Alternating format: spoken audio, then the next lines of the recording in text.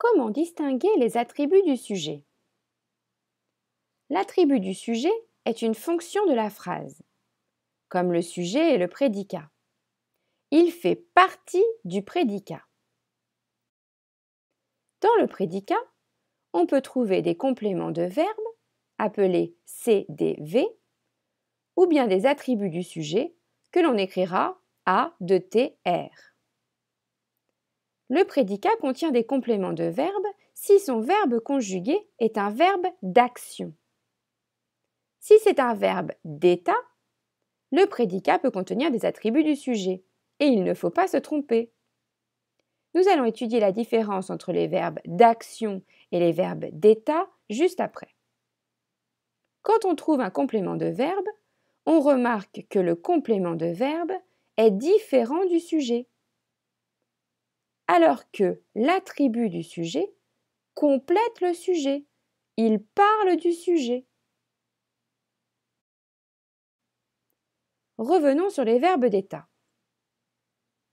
Ils sont différents des verbes d'action. Nous avons l'habitude de travailler avec les verbes d'action.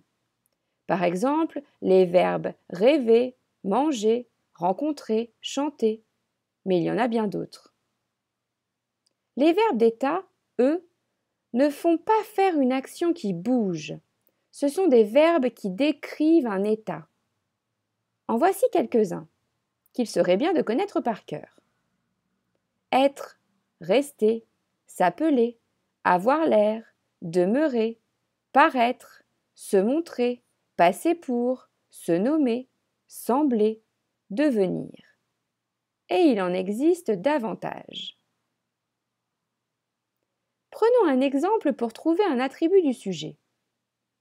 Dans la phrase « Mozart était un musicien remarquable », on cherche d'abord le sujet et les compléments de phrase. De qui ou de quoi parle-t-on? On parle de Mozart, donc Mozart est le sujet. Puis-je déplacer et supprimer un groupe de mots? Non, donc il n'y a pas de complément de phrase. Le reste de la phrase est donc le prédicat.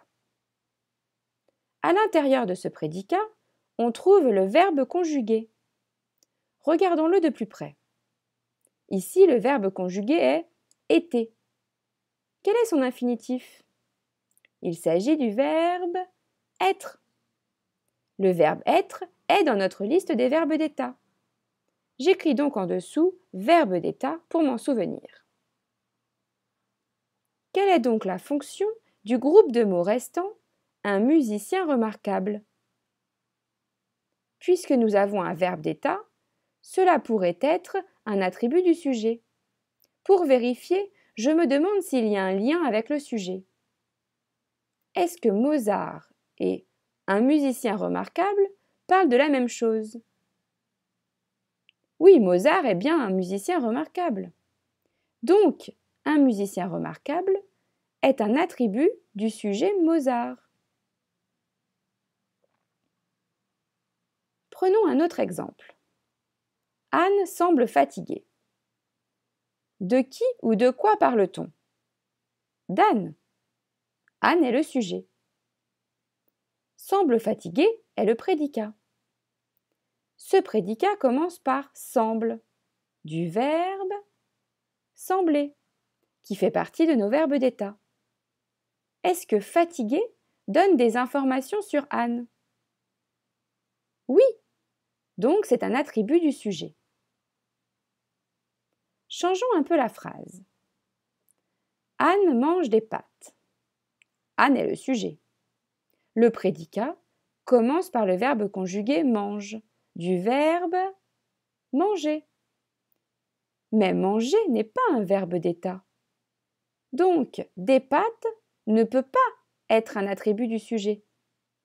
C'est donc un complément de verbe. Effectivement, des pâtes et Anne, ce n'est pas tout à fait la même chose. Attention, il peut y avoir des pièges. Par exemple, dans la phrase « Anne reste à la garderie », Anne est le sujet. Le prédicat commence par reste, du verbe rester, qui fait partie de nos verbes d'état. Donc on pourrait vouloir dire que à la garderie est un attribut du sujet.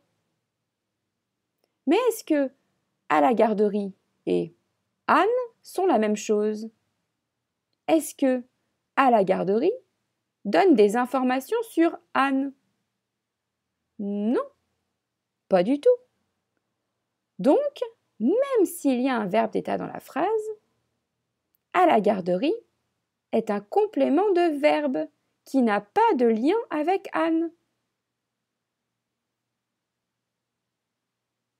Pour résumer, pour trouver un attribut du sujet, il faut avoir un verbe d'état et qu'il y ait un lien entre le sujet et l'attribut du sujet.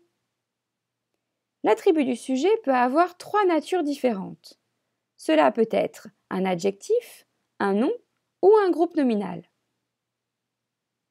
Attention, lorsque l'attribut du sujet est un adjectif, il s'accorde avec le sujet. Par exemple, dans la phrase « Cet enfant paraît attentif ». Cet enfant est au masculin singulier. Donc, attentif est au masculin singulier. Si ce sont les petites filles sont au féminin pluriel. Donc, attentif devient attentive au féminin avec un S puisque c'est au pluriel. Bon courage en classe!